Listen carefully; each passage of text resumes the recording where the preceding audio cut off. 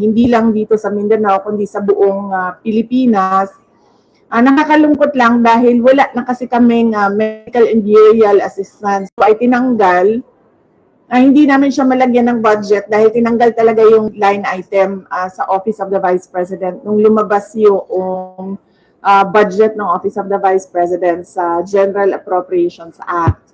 Kita nyo, bagsak ang foreign direct investment sa ating bayan, no? Kaya wag nila akong gawing rason kung bakit pangit ang takbo ng ating ekonomiya. Na tayo. So expectation namin ay matatapos natin ngayong taon ang 1 million trees para sa ating bayan mula sa Office of the Vice President at sa ating mga partners. At ang usapan na lang namin ay itutuloy pa rin namin yung tree planting beyond sa target namin 1 million puno. Next question, Atty. Domingo, ABS-CBN. Good morning, good afternoon, Vicky. Magkano po yung hihingi ng budget ng OVP sa 2026? And ano po yung flagship programs considering na nawala na iba?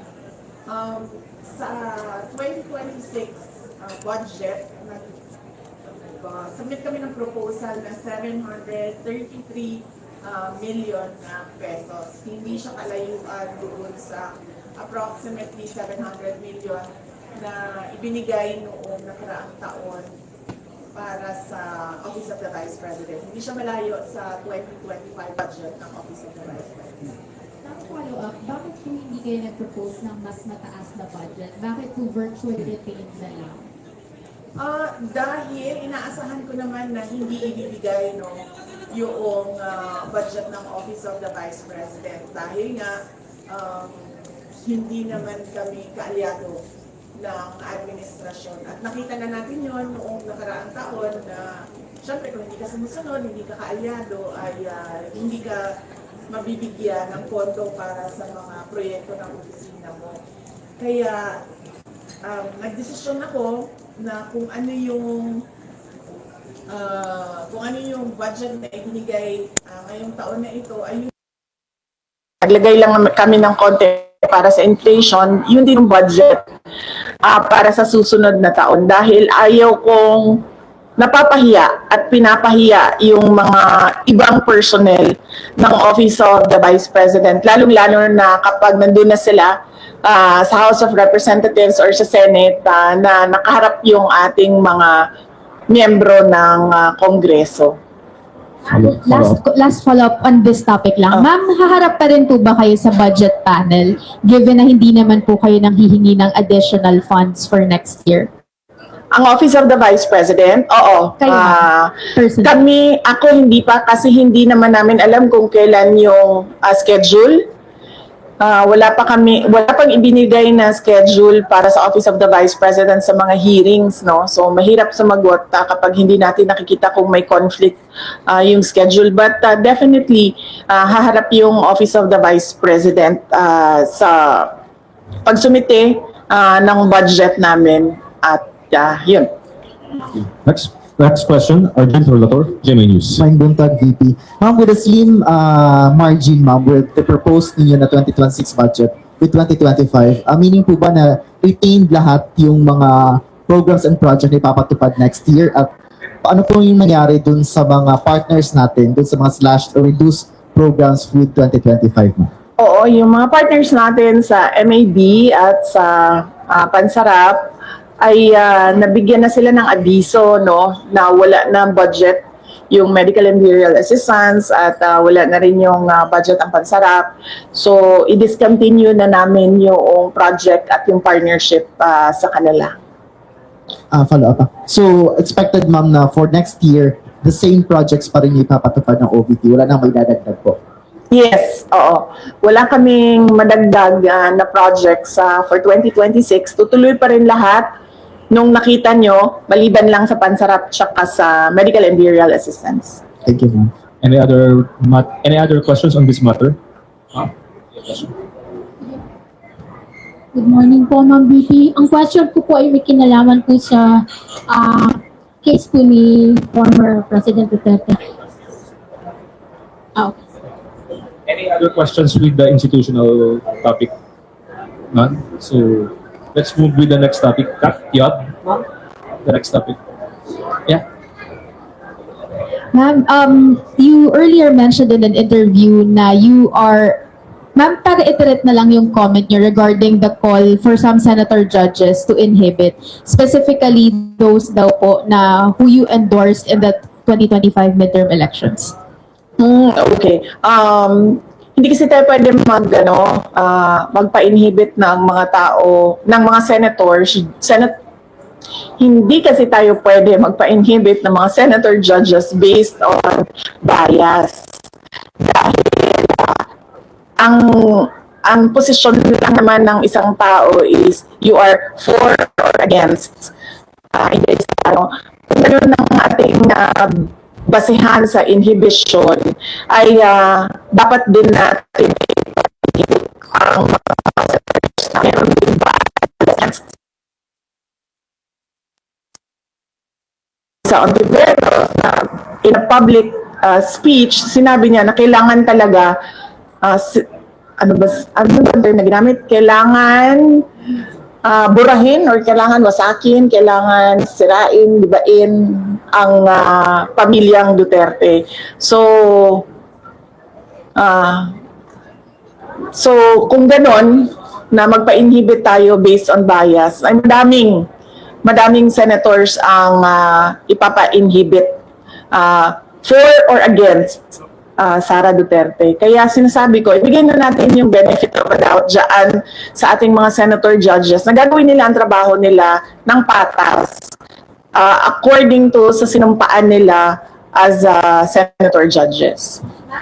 Question, the Makati Business Club and other business groups are urging the Senate to continue your impeachment trial, to convene your impeachment trial. Sabi nila, it will show accountability, it will boost investor confidence. Sir, response to that call of the business sector?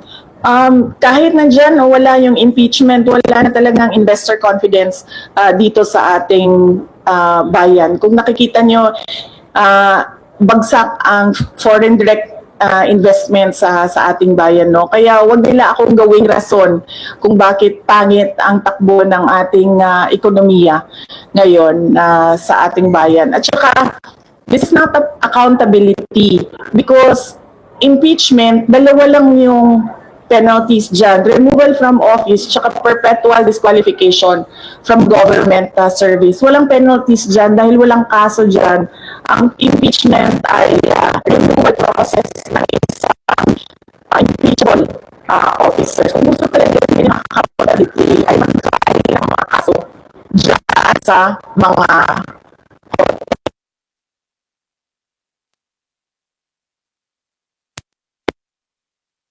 congressman, unang-una hindi nasa yung articles of impeachment. Pangalawa, sa kanila ang tumanggap na budget o pera kapalit ng kanilang signatures. In fact, madami sa kanila ang umamin na may kapalit yung kanilang firma doon sa articles of impeachment.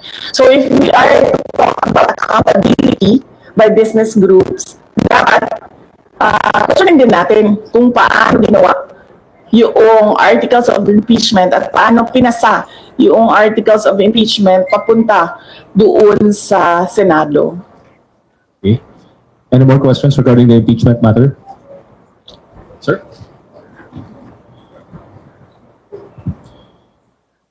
BP, good afternoon. So, haharap ka ba sa Senado dahil nag-issue sila ng summon?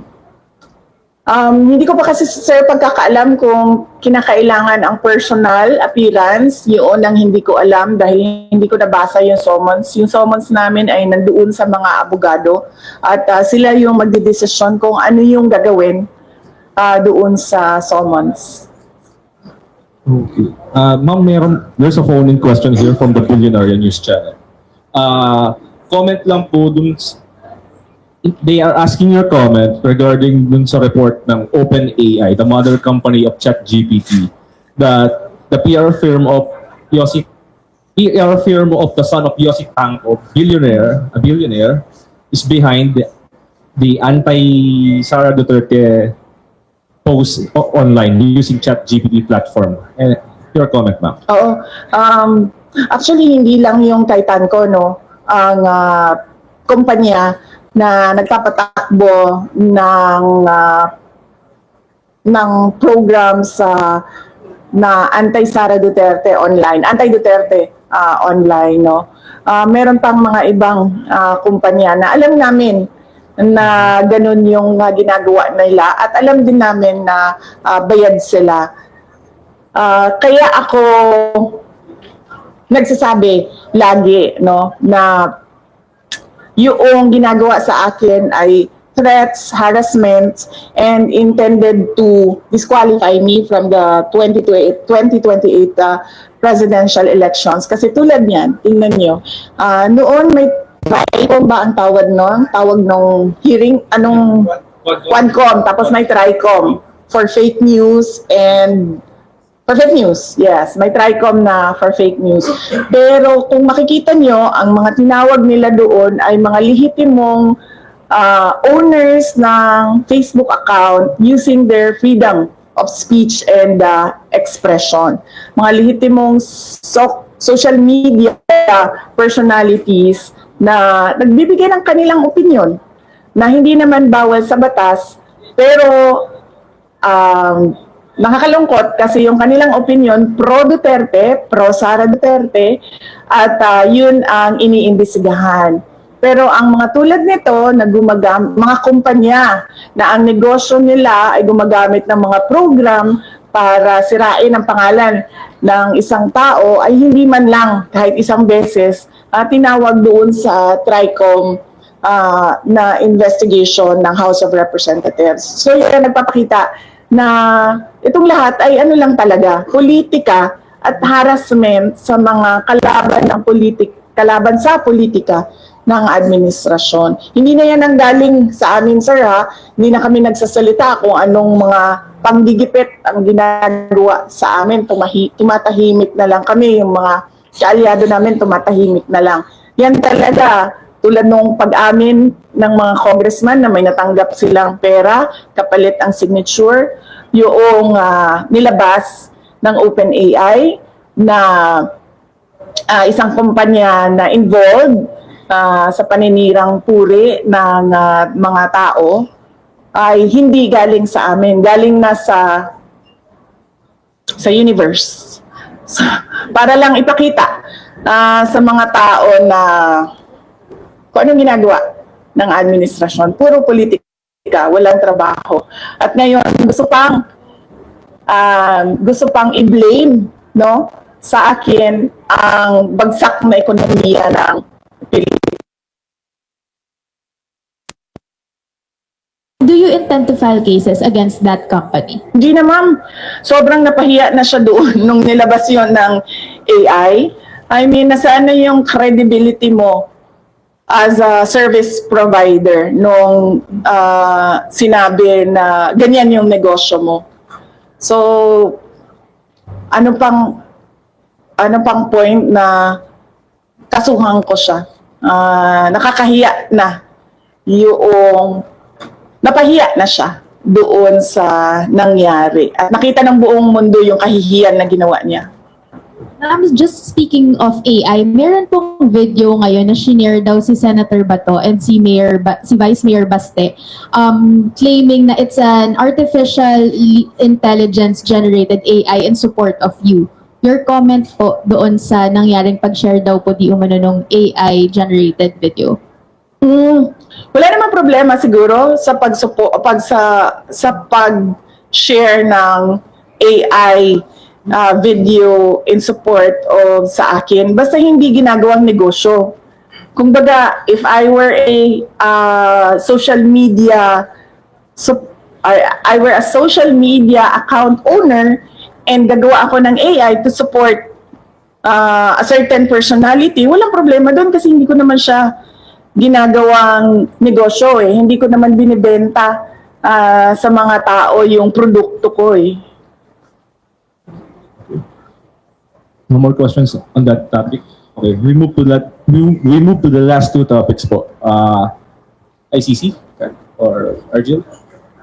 Ma'am, good morning again, ma'am.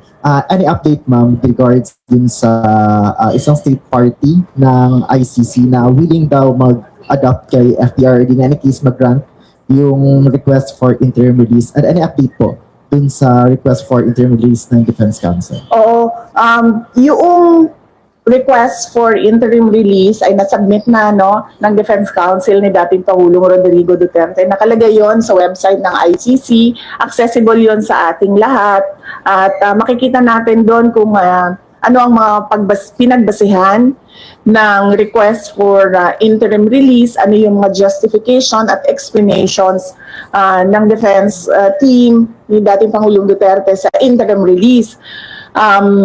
Merong mga redacted portions doon dahil naisip ng defense team na kailangan maging confidential yung ibang impormasyon doon. Pero yun ay available naman sa prosecutors, sa judges, and ang pagkakaalam ko, available din siya doon sa representatives ng mga biktima. Yun lang yung, kung ano yung nalalaman natin lahat sa publiko, yun lang din yung maibigay ko sa inyo na information. Yung iba pa ay kailangan tanungin at sagutin na ni Attorney Nicholas Kaufman. Ma'am, any update dun sa oath-taking ni FPRD? Or any case, ma'am, before ba ng June 30 possible na ma-release na si FPRD? Nakikita niyo pa yung possibility na gano'n, ma'am? June 30? Apo. Wala kasing binigay na timeline. Walang binigay na timeline yung lawyer. Pero lagi niyang sinasabi, we are hoping that it will be granted the soonest possible time. Yan yung lagi niyang sagot kapag tinatanong siya about interim release. Doon sa oath-taking, hindi ko alam kung ano yung discussions niya. Iba din ng mga abogado ni dating Pangulong Duterte sa oath-taking niya. Mga Filipino lawyers ang kausap niya at nag-aasikaso ng kanyang oath-taking. Ma'am, you have any idea dun sa non-filing daw po ni FPRRD ng kanyang sources sa COMELEC? Baka may discussion kayo with the local lawyers niyo po. Ang pagkakaalam ko ay kailangan ng oath yun. At hindi sila ata makapag-file kasi walang oath. So ang ginawa ng lawyer ni dating Pangulong Duterte ay nagrepresenta siya para kay dating Pangulong Duterte doon sa COMELEC. Last two questions. Sige, ma'am. BP, good afternoon po. Doon po sa case po ni FPRD, alam mo ba natin, ma'am, kung nag-file na po ng motion to respond ang prosecution with regards po doon sa request po ni former president po ng interim release? Alam ko po ba, ma'am? Hindi ko po alam, ma'am, kung sumagot na po ang prosecution, no? Pero sigurado po ako malalaman natin yung sagot ng prosecution dahil public po yung filing ng request at sigurado po public din yung sagot ng prosecutors. Follow up po, ano po ang reaction po natin din po sa request po ni FPRD with regards to the interim release? Ang sa akin lang naman is makakabuti talaga sa kanya yun, ma'am, dahil 80 years old na siya at hindi lahat ng pangangailangan ng 80 years old ay nabibigay ng ICC detention unit dahil siya din ang kauna-unahang ICC detainee na gano'n ang edad na medyo hindi lang siya senior, super senior na siguro ang tawag sa kanya, ma'am, dahil 80 years old na siya. So mas maigi siguro na meron siyang interim release wherein meron din siyang available na mga nurses and caregivers na mag-assist sa kanya. Last question po, Ma'am BP. Meron po kasi lumabas na parang statement o balita quoting FPRD na parang hindi siya interesado dun sa oath-taking o yung gagampanan yung kanyang role bilang mayor ng ano. Nag-react po si Attorney Conti, sinabi po niya hindi daw po siya naniniwala na hindi interesado si Pangulong Duterte na umupo bilang. Ano po ang masasabi po natin dyan sa comment ni Attorney Conti? ang konti malapit na sa Castro, no? Papunta na siya doon. Magkamali ka lang ng spelling, Castro na yung konti na yan. Eh. Hindi ko alam ma'am bakit hindi siya naniniwala, pero kasi hanggang ngayon wala pang oath. Si dating Pangulong Duterte, kasi hindi pa talaga dito sa South City.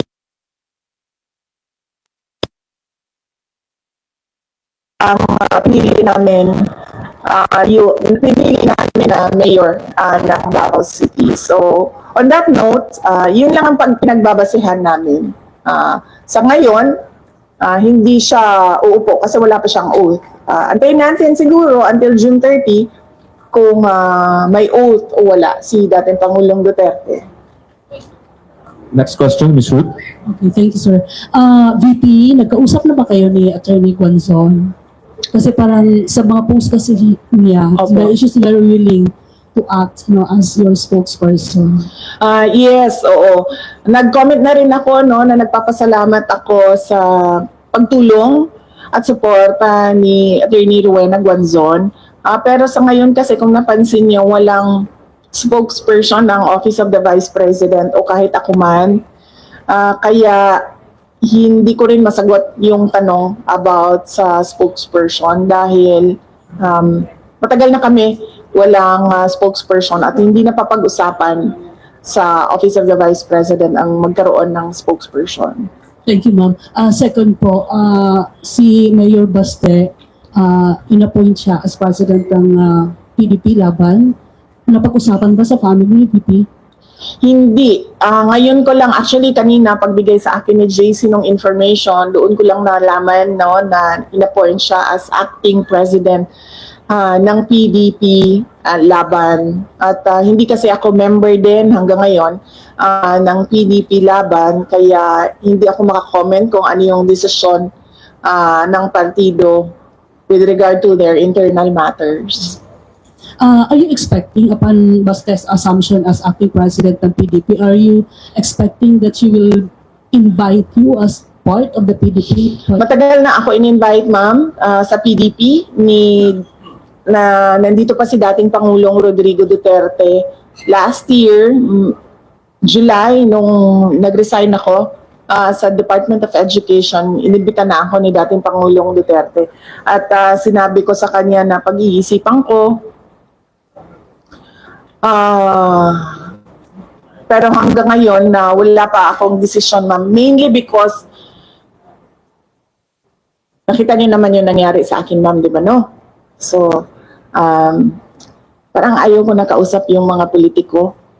Lalong-lalo na pag magkasama kami sa isang grupo. So, wala naman, I have nothing against everyone. In general lang, sa akin. At mas gusto ko yung ganito ako, yung sinasabi ko lagi na I'm single and ready to mingle in terms of politics. Kesa sa yung nakatali ka sa loob ng isang grupo. So, hanggang ngayon ma'am, wala pa akong desisyon kung papasok ako ng PDP. Last question, Kat. Ma'am, take us through the process lang nung pag-select nung third country that will host former President Duterte should the interim release be given. Ano po yung considerations na tinake for you to pick which country? Hindi ko alam eh. Kailangan si Attorney Nicholas Kaufman ang sumagot noong tanong na yan para comprehensive yung sagot niya kung paano umabot na merong request for interim release at merong country na nakausap. Pero ano po ba yun? Parang binigyan ng choices yung family or may isang choice lang po? Walang binigay na choices sa family at walang tulong siya galing sa ICC. Lahat ito ay tulong lang galing sa grupo ni dating Pangulong Rodrigo Duterte. Okay, thank you, ma'am. Thank you.